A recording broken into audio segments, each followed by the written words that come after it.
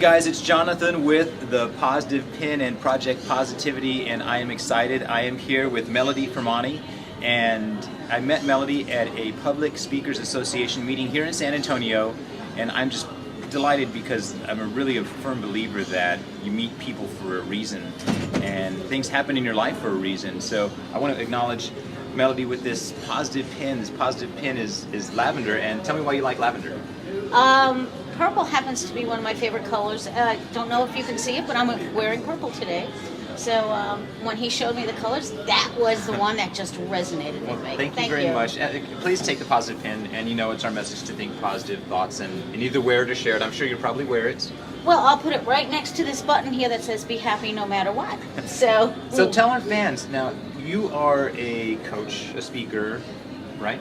Absolutely. In the Pittsburgh area. So if you're looking for a coach or a speaker in the Pittsburgh area, Melody's the one to call in. And tell our fans what you do there with your coaching, because you help specific people, right? Oh, I do. I specifically help caregivers. Now, if you don't know what a caregiver is, that's somebody whose life has been enhanced by them having to care for another person. And you've got your professionals who do it by choice, and you have personal people who do it because they have to. It wasn't always a choice.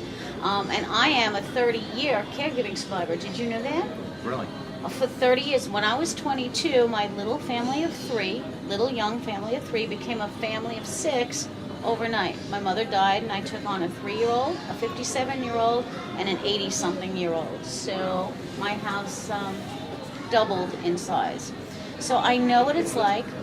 This is before the word caregiver was really invented. And I didn't know how to do it. I didn't know how to survive other than getting through every single day. And I wish back then that I knew somebody like me who could help me get through that and give me some tips and ideas to make me realize that I had a choice in the way I viewed it to make it a better experience. So what were some of the challenges that someone specifically would have as a caregiver that you faced? There was a lot of anger. I was actually angry at my mother for having died and left me the responsibility. Because my dad was tough. He was a manic depressant, and he would go from super manic to very depressed. And I had to take him back and forth to hospitals, and it was like, really? I got my own kids. How can you be doing this to me? How dare you die and leave him to me? That he's your responsibility? So there was a lot of anger. And how did you get through that? What are some of your techniques to help somebody with that? Actually, I didn't know what my techniques were at the time. Yeah. You know, I only by getting through it and looking back did I say, oh, that's what I did. I had a girlfriend who was very selfish, and she wanted to go out dancing, and she would drag me out dancing. And once I was out, I loved it. It was my release. And learning that you really have to pull yourself out. You really have to allow yourself me time, something that energizes you and makes you feel good. Then you can step back in that role feeling good. So that was one thing I did. Another thing I wish I had been taught was to rethink it. Instead of saying, oh, this is my responsibility, it's like, you know what?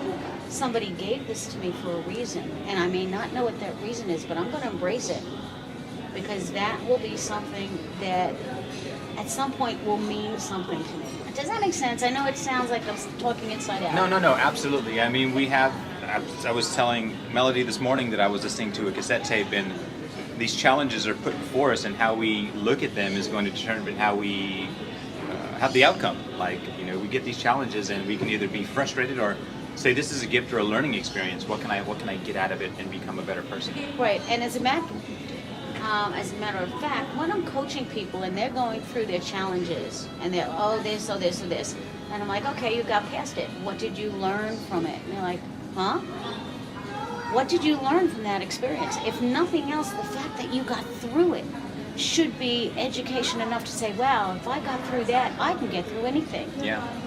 And people are amazed when I ask that question. Oh, I never looked at it that way. I think most people are like that. We deal with these pressures, and we get through it, and we don't reflect back on what did I learn from that, or I'm a better person. It's like that great saying, if you're going through hell, don't stop, you know, get through it, and then you can reflect back and say, wow, I'm a stronger person. It didn't kill me. What doesn't kill you makes you stronger. Right. And I don't know why I do this, but I always look at a colony of ants. what is the ant's purpose? To go out, bring food, and bring it back. And they're always busy. That's what they're doing, right? You put a little pebble in front of them, they go around it. You put, a twig, they might go over it. You put a bigger rock, they don't stop and go, oh my God, there's a rock in the way. Let me analyze this. How am I going to get there? They just keep going and they figure a way to get around it. You put a big, trunk, a fallen tree in front of them. They're not like, oh my God, do I go right? Do I go left? Do I need to call somebody? What do I do? They just keep going. They find a way. Yeah. They are so focused on getting that food back to their colony that they don't care what comes in front of them. They just figure it out. Well, tell our fans that neat thing you were telling me about the mirror, because I thought that was really cool. Okay, well, first off, let me say my tagline is the little lady with a lot of energy, because wherever I go, the energy that I have is contagious. And people are like, oh my God, Melody, I love your energy. So I came up with that little tagline. But one thing I always teach people, and people usually embrace it, even though it's scary to them. What do dogs and cats do when they wake up in the morning? When they wake up anytime, what's the first thing they do when they wake up? Well, if it's my dogs, they go to the bathroom outside, because that's... But what do they do before they do that? Well, they wag their tail, they come lick my face usually. What do they do before that? They wake up and they stretch. Every single time. Right? Yeah, that's true. Yeah, they do. They always stretch, but we forget to do that. So when you wake up, you stretch and you bring your arms and you go like this and you go like this and you turn. Then you wrap your arms around you and you say, I love you. And it feels so good. Yet some people can't say I love you. They've never done that. So it's like, okay, say it to yourself. Say something good about yourself, even in your mind, and build up to that I love you. Because it feels so good to know that you're loved. Yeah. I totally agree. I think a lot of people don't say that to themselves very often. And the thing about the mirror, when you walk by, say something good about that. Really. Oh, the mirror, you're awesome. The next time you walk in front of the mirror, it's like, oh, you're going to have a great day. You walk past the mirror and it's like, you're going to find that person that you can help today. And you say whatever it is that empowers you to you every time you go past that mirror. Look in your eyes and go, you're awesome. You're special. You've got a gift. Go out and spread it. I love it. Just like you, Jonathan. I'm picturing it in my mind. Spreading that positivity. Well, that's awesome. Now, you have a book, right? Yes, I do. I have a book. It's called Empower.